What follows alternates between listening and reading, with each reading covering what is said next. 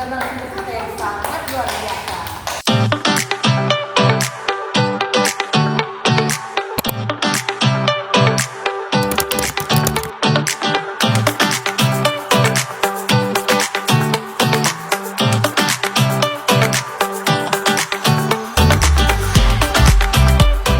Halo teman-teman, kembali bersama saya Stefania Mugirena dan Saya Maria Ibu mungkin dan saya Mbak Robo.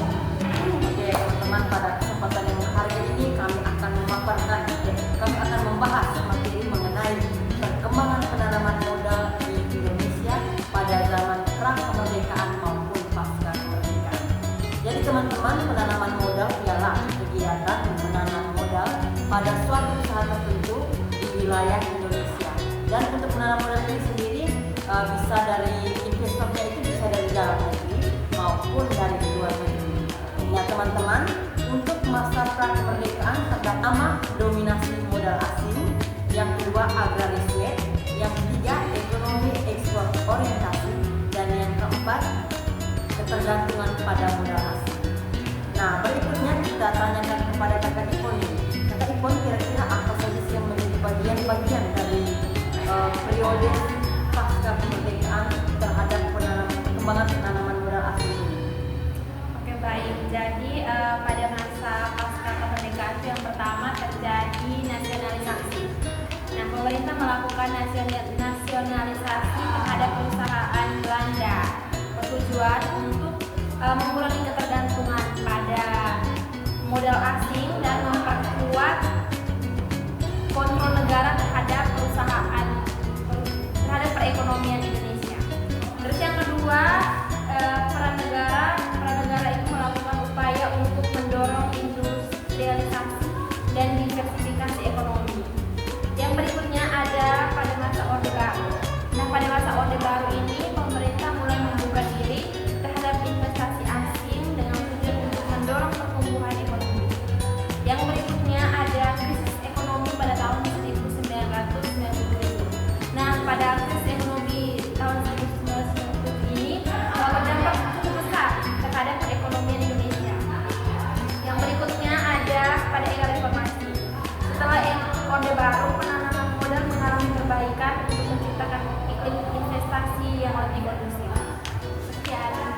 Oke, terima kasih Kakak Ipon atas materi yang sangat bermanfaat bagi pemirsa di rumah.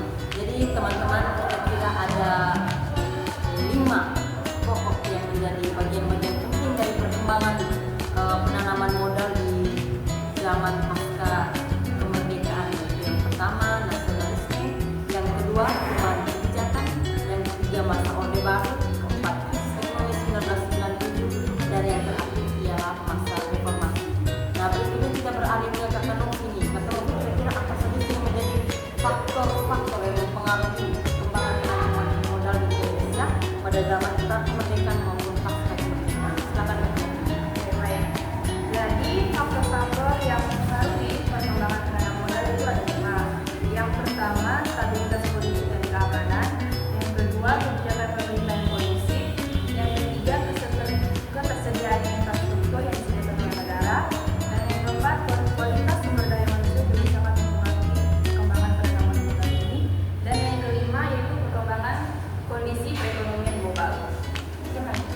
Oke, terima kasih Kakak Novi. Jadi teman-teman, ada 5 bagian penting yang kiranya dijelaskan oleh Kakak Novi mengenai faktor-faktor yang mempengaruhi ini. Nah, berikut Kakak Novi, dari faktor-faktor tersebut maupun dari setiap periode yang ada, apa yang menjadi implikasi dari perkembangan penanaman modal di Indonesia bagi negara kita ini? Silakan bermain. Jadi perkembangan penanaman modal di Indonesia memiliki implikasi yang sangat besar bagi Indonesia, terutama bagi perekonomian negara. Di satu sisi, investasi asing dapat memberikan kontribusi positif dalam hal transfer teknologi, penciptaan lapangan kerja dan peningkatan devisa negara. Dan di sisi yang lain, masuknya modal asing juga dapat menimbulkan berbagai tantangan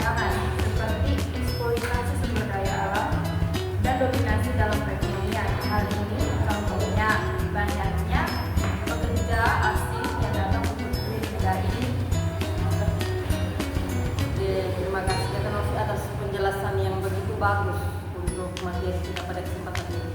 Jadi saya sebagai moderator ini mengambil kesimpulan dari apa yang telah dijelaskan oleh Kakak Ipo dan Kakak Novi sendiri, yaitu perkembangan penanaman modal Indonesia teman-teman merupakan proses yang sangat dinamis dan dipengaruhi oleh faktor-faktor baik dari faktor internal maupun faktor eksternal. Pemerintah Indonesia perlu dan harus terus melakukan perbaikan atau penyempurnaan kebijakan penanaman modal agar dapat menarik perhatian dari investor yang tentunya akan membangun perekonomian di negara kita tercinta ini. Oke teman-teman, sekian podcast yang kami bawakan. Jadi saya Stefania Mufidena dan Mungkin dan saya Rasa Melopo penampilan dari narasumber-narasumber kita yang sangat